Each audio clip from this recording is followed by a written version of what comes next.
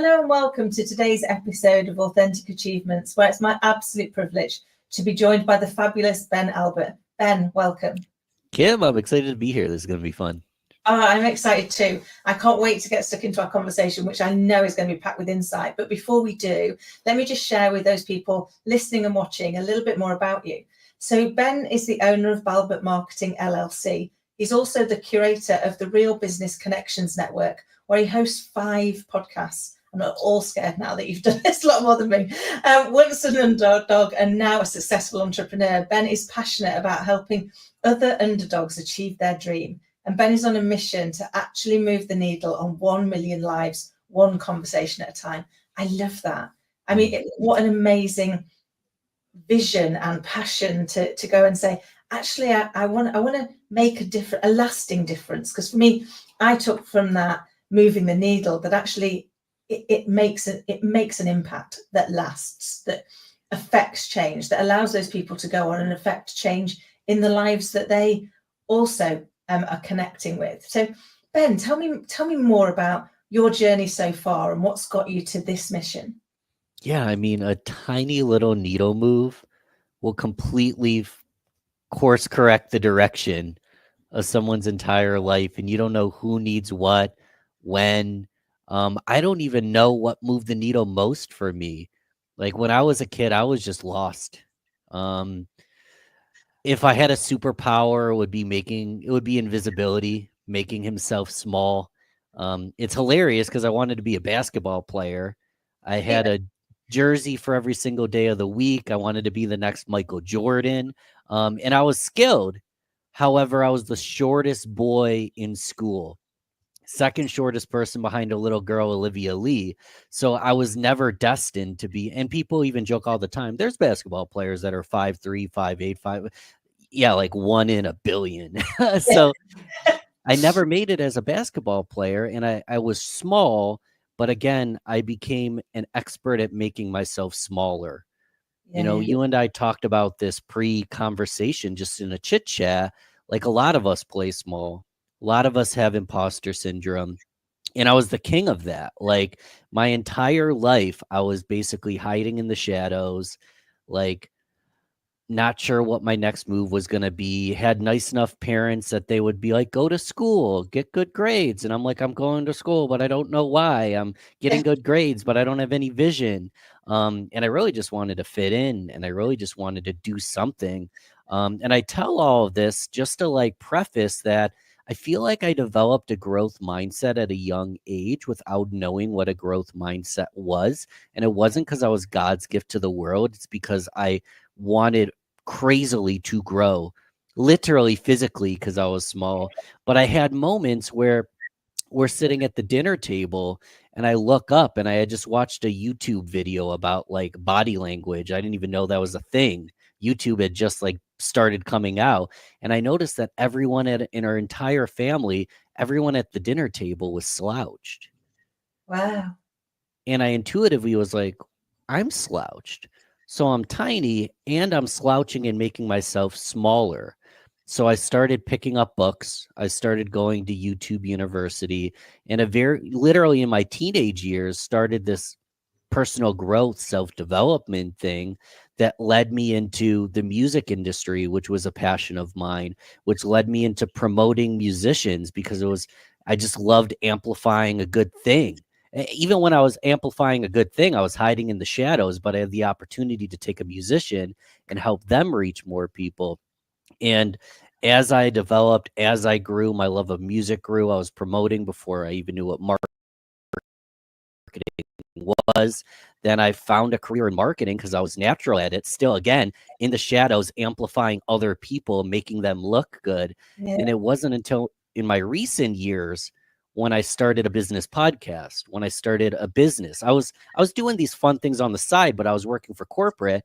It wasn't until my recent years when I got let go during COVID, started a business podcast, started a business, that suddenly like I'm the star. I'm the one on the camera. I can't play small. And all those things would come to the surface like, I don't look good on camera. I don't know if I feel like it today. I don't know if I deserve success. All these thought leaders have written books, spoken at summits. I'm good at promoting them.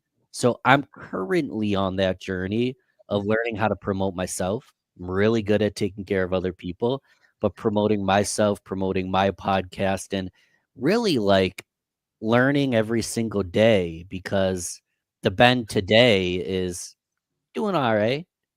But the Ben 10 years from now might not even recognize the Ben today because of those tiny little steps that lead us to the right direction. I hope Oh, that was a no, lot. no, it's amazing. I love it, and I'm smiling along because so much of it resonates. From the being able to do it for other people, but when you try and do it for yourself, it can become so much more challenging because we've got an awful voice in our head that very often is not being our best friend. It's not helping us. It's not driving us forward. So I think for me, they're the parts where we have to. You've got to keep looking for those tiny movements, and if you keep doing them, like I say to my little girl, our goal in life every day is to be a better version of us than we were yesterday. Not to be better than anybody else. Doesn't matter what's going on anywhere else as well. Our job is to be a better version of ourselves today, and if we can do that every day, in 5 years from now, we won't recognise who we are today. In 10 years from now, it will speak volumes. But actually, that's the only thing we can really focus on, because the only thing we can control is how do we become the best version of ourselves, and get comfortable to step into that light. And I think, I can't remember whose book it was, but they talked about the fact that it's not our darkness that scares us, it's our light. It's that we might actually be really good at something, and that feels a bit egotistical, and therefore we probably shouldn't go too near it. And so we pull back from that and try and fit in to what we think society wants of us. But I think that, and I'd be really interested in your view. I've suffered for years with that imposter syndrome, and I too was and still am a lifelong learner. I read anything I can get my hands on. I'm interested in body language. As soon as I learned about it, I even learned how to read micro expressions. So I think I went a little bit crazy. But that was all because what I didn't want was to be found out, for the fraud that I was or thought I was. So I had to cram even more information into my head that was like, but you're not fixing the issue, which is you don't believe in yourself and you're not willing to get comfortable with the uncomfortable. Does that resonate? It does. I mean, we're never going to be perfect. I think there is no end destination. It's a constant evolution. And even the concept, I agree with this mostly, but I'll poke a hole in it. The concept of being the best version of yourself. I love the concept of being the best me I can be. That being said, there is no best me. That's perfectionism at its finest. That I might never be the best Ben I could be. I could always maybe be a little bit better, but sometimes it's just being good enough. Like being a good enough version of yourself, not worrying about being the best. Because the best Ben is unrealistic because I make mistakes. Now, granted, I can look to constantly evolve and get better, but I'm hoping just to be a good enough version of myself every single day, because I'm not confident that I'm crystal clear on my exact purpose in this life.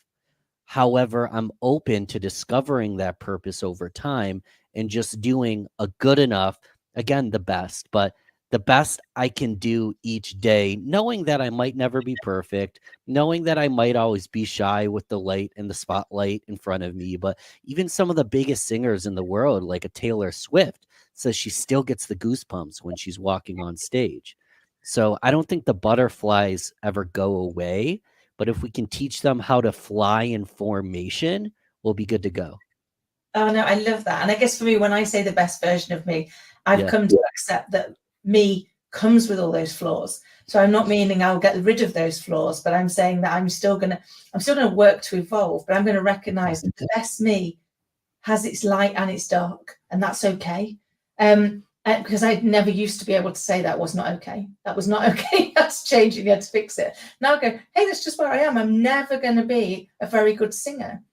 So I'm not going to even try. My little girl thinks I'm amazing, Nobody else in the world ever needs to hear that. It's like, but it's those elements, isn't it, where we get to go, being the best me means you come flaws and all, and acknowledge those. But I love that in what you're doing, in that kind of helping underdogs. And, you know, I left school to be a hairdresser, and then ended up having to give up my business at 24 because I lost the feeling in my hands and legs and started again, and spent the next part of my career constantly feeling like I was behind and running to catch up. And that underdog element, even though I outwardly hugely successful. So how do you go from 0 to hero in under a year? We all have our own zeros. I think that's an important, to me, 0 is a baseline. We don't have to be broke, unemployed. We don't have to be going through a divorce. We don't have to get let go. We don't have to have the IRS calling us because we can't pay our taxes to actually be at 0, even though I've been through most of those things for what it's worth.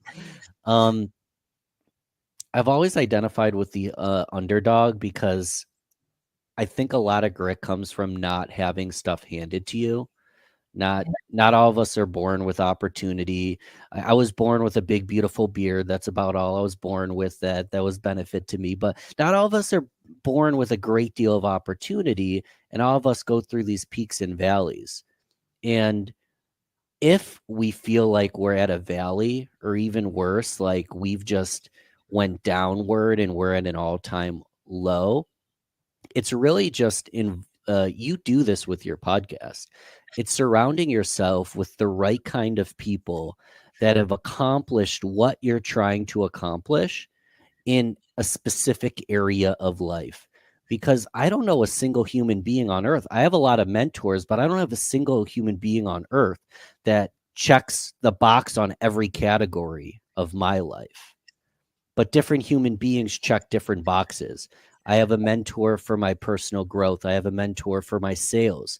I have a mentor for meditation and mindfulness. I have a podcasting mentor.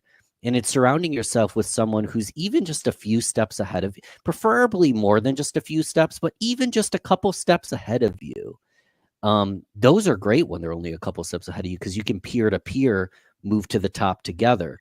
But it's surrounding yourself with the right kind of people, because I believe one of the biggest expenses we can have is running really fast for a really long time in the wrong direction, wrong mentor, wrong guru, wrong information, get rich quick scheme, and then we just suddenly have to turn around and come back.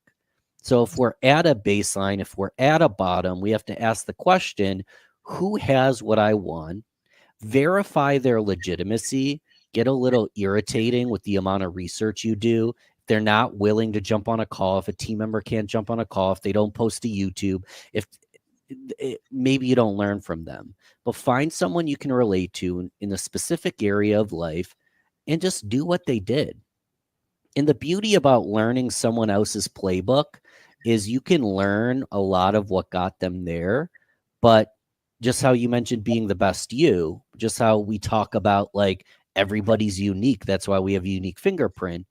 As we gain momentum and as we get better, we can start to audible and create our own plays and create our own masterpiece. But it's hard to create a masterpiece if you don't know where to start. So start with someone who knows something that you don't. Learn exactly what they do, create a template, and then learn how to add your secret sauce to that. And that'll get you from 0 to hero, really in any area of life. But the most important part you already touched on, it might take some time. It's chiseling. It's chiseling a little bit every day. But we often, and that's why I don't like get rich quick schemes, we overestimate what we can do in a day, a month, even a year. But we massively underestimate what we can accomplish in 3, 5, 10 years. So it might sound boring, but be the 10-year guy. Be the 10-year gal. And it might feel like, oh my God, 10 years. And it does feel that way. But 10 years down the road, you're going to be like, holy crap. Yeah. I'm way farther than I even thought was possible. And that's the beauty of it all. Oh, I love that. Because I remember many years ago running a theme with my team, which was engage the expert. So go and find the expert in that particular thing. because they're not going to be an expert in everything. So go and find the person that is the very, very, very best at starting a conversation at a networking event, or go and find the person who is absolutely hands down the best sales closer you're ever going to have, or the very best. This is learn from them what they did, and then eventually you can start to look at it and go, here's the bits I've learned and I'm going to carry forward with me, and here's the bits that aren't going to be for me. I'm going to change those slightly. I've tried them, I've run them, and now what I'm finding is actually I've got my own little bit where it goes, bringing myself, my personality to it. To your point, I'm going to change the place slightly. I'm not going to rip it up and start again, but I'm going to go, here's what I've learned from running that play, and now I can update it with my lived experience so that I know it's working for me, and we can move that. And I guess that got me into that whole piece around networking. It's one of the biggest banes, isn't it? You kind of like go into this room. I remember being sat outside of a networking event, and when I first went on my own, and I'd done hundreds of them over the years in the jobs that I did, and never had an issue because I had the job and the company to hide behind. But I was sat outside and I was sitting there going, I can't go in. And in the end, I had to pep talk myself and go, crying out loud, Kim, it's 20 people and it's half an hour of your life. Get over yourself and go through the door. But actually, lots of people that I meet are so worried about that being tongue-tied. And I know that you've got an amazing C.A.N system. Would you share that with us? We could do 30 minutes on just this, but I'll simplify it for everyone. C.A.N, C.A.N, create and network, content and networking, collaboration and networking. The concept's simple. If you're tongue-tied, if you feel it's great for introvert, you feel like you're not the life of the party, you don't want to just go in and hand out a bunch of business cards, maybe you don't drink, you're like, I don't know how to network. Well, find ways to create content, collaborate, and network. The concept I call is being the center of their gravity. You want to attract people to you. You want people to want to work with you. You want people to raise their hand and say, hey, I want more time with Kim. I want more time with Ben. You got to be the center of their gravity. And how do you do it? It's by creating really cool stuff while you network. So when, for example, if I go into a networking event, I have a business podcast.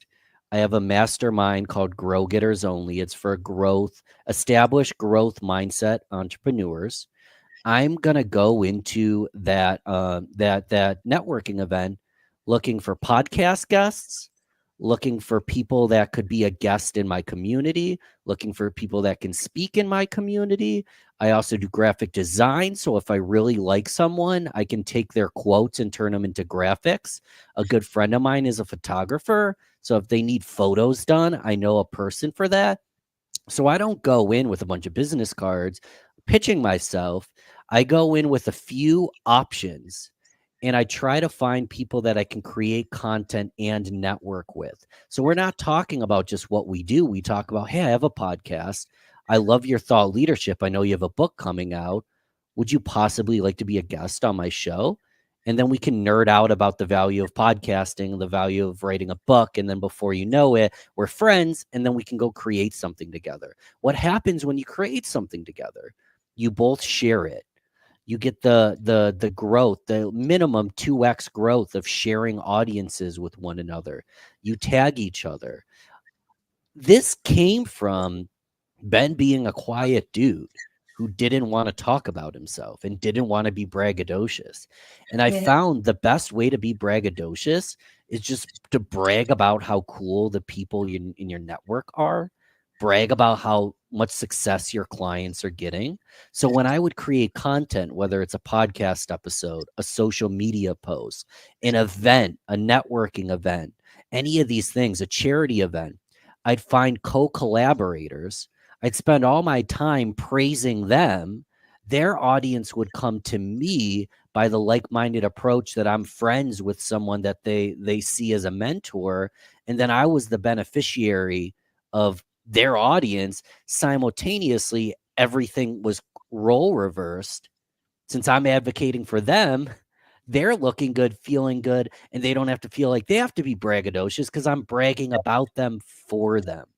So to simplify it, create content, collaborate, and network. Is it an event? Is it a podcast? Is it a blog?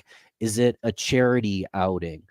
Find people that are similar, and then you can create gravity around you that people want to work with you. Audiences come to you, and you don't really feel like you're marketing or selling at all because you're just doing stuff you love with the people you love for the audience you love while you network. Yeah. I don't even I, have an elevator pitch. I just go in and try to meet people that might be good for my tribe. I love that, because I think my way always in networking has been to find out as much as I possibly can about people, because I have got a great network, and therefore I can probably find people that can help them and can connect them up, and can and can help them move forward. I remember that same networking event that I talked myself into going to.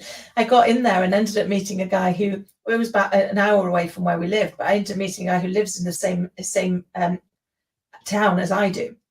And when we got chatting, he was telling me about his 11-year-old daughter who'd just gone into remission for a particular type of leg cancer. And I said, I don't know if it would be useful, but I happen to know Mark Woods, the Paralympian who lost his leg to the same cancer at 17.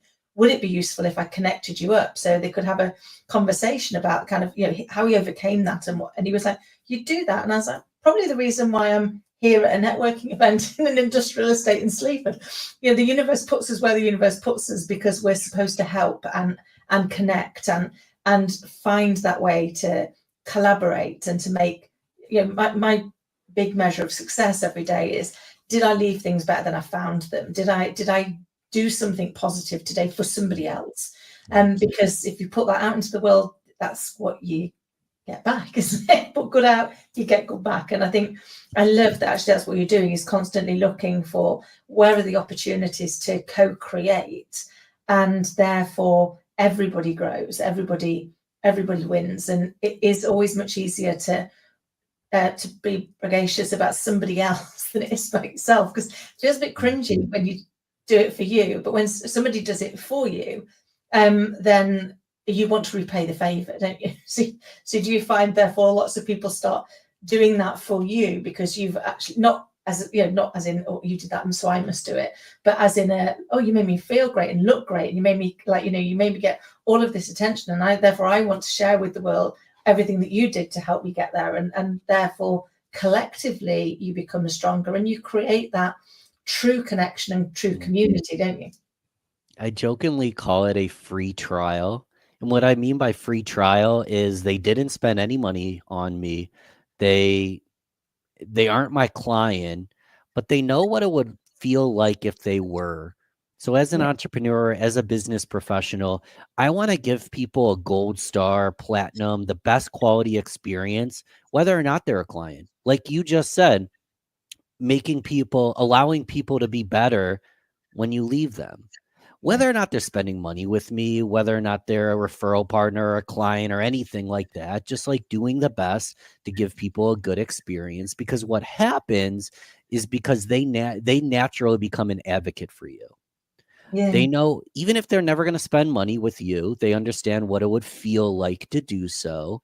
And they'll make recommendations. They'll share your posts. They'll comment on your things, all because you basically gave them a free trial and here's another thing. This is very nuanced and we don't have time to go into every little detail, but you have to give a good experience. You can't be a jerk. You can't be selfish. You have to care. You have to try to leave people better than you found them. And if you're already doing it, it's just showing up and asking for help and being like, I need X, Y, and Z. Will you come on my podcast? Will you be on my blog? Will you speak at my event? It's just asking. You're already a good person. If you're a bad person who's selfish and isn't in it to help people, we can't help you on this podcast. But the assumption, I mean, we can, but we can't solve that right now. The assumption is the person's already heart-centered. They're a good person. They give a good experience.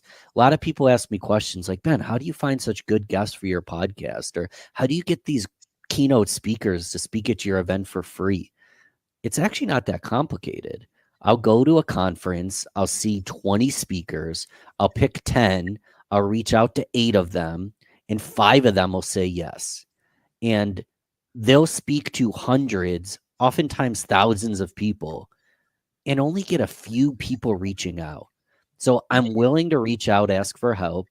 I have an audience, and I pull out my hand and I say, walk with me. I want to promote and introduce you. I know you can inspire my audience. And through content and networking, we can build empires together. But I can't fix jerk in this conversation. The key is to really just leave people better than you found them, is exactly what your mission is to do. Oh, absolutely. You know, I remember back when I was a hairdresser, and I believe this was my greatest leadership lesson, but they taught you to listen to understand what the person really wants, to help them to try and achieve it, and to have them leave you feeling like the best version of themselves.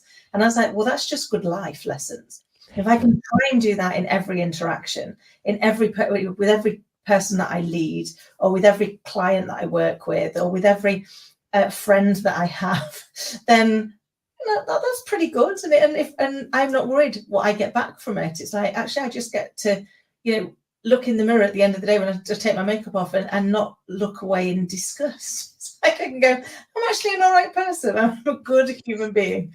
And sometimes that's where we've got to get to, isn't it? Is that piece is going, where do we bring it back? Ben, I could literally chat to you all day, and I'm so conscious that we've only scratched the surface of all that you could share with the audience, but I'm also very conscious of time, and I appreciate you've got somewhere else you need to be as well. So before we go, if I could ask you, if you had to go back and give your younger self a piece of advice, what would it be? I'm always choked up with this question because I've watched enough sci-fi that I'm curious, if I gave advice, would I change the whole course and then I would come out a whole different Ben? Who the heck knows? And I also am curious, would Ben even listen? He might think, wow, that guy's a brat trying to give me advice. I don't even know if he would take it. But this isn't advice. It's more an energy you create. I didn't feel like I was enough back in the day. And I've realized that I am enough. So just telling yourself you are enough, you're good enough now, and you're only getting better. And it's sometimes not in the words. It's just creating a space that if I could go back to my previous self and I was in a bad place, everyone was picking on me, I felt small, it would just be listen, you're not small. You're enough. Look at all this cool stuff you've already accomplished. What are you excited about? So I don't know if I'd give myself advice, but I definitely would give myself a pep talk, because I think every day people should be reminded that you are enough. You are enough now. Oh, I love that. And it definitely resonates. And one of the things a good friend of mine shared many years ago was getting yourself a Big Me Up book, so that every day when you touch somebody, as in you do something and they go, oh my God, that was amazing, that really helped, you write it in the book. So when you have those moments where you're telling yourself you're not enough, you can get the book out and flick through and go, okay, I'm enough. I'm enough. I've done these awesome things. So thank you so much for sharing that. Before we go, can you share with the audience how they can get in touch with you and who you help? Yeah. So first off, I wouldn't be here without our lovely host. So the best way to get in touch with me, there's the LinkedIn, there's all these things. That's all in the show notes, but go click subscribe to this. Click 5 stars if it's an option on your podcast platform. I've got a show called Real Business Connections. You can just type it in wherever you found this, or for whatever reason you get a hiccup, just Google Real Business Connections. But love on this show first. You can find me. Just Google Real Business Connections. But your barrier to entry is to show love for, I wouldn't be here without Kim. And I just want to be mindful of that. Bless you, Ben. Thank you so very much. And as you say, all of the information of how to get in touch with you is in the show notes below. I'd like to thank you for coming on and being such an honest, authentic, and inspiring guest, and for sharing such invaluable insight with the audience and with myself. So thank you. Thank you for having me. I hope for everybody watching and listening that you found this as insightful and inspiring as I have. And until next time, take care.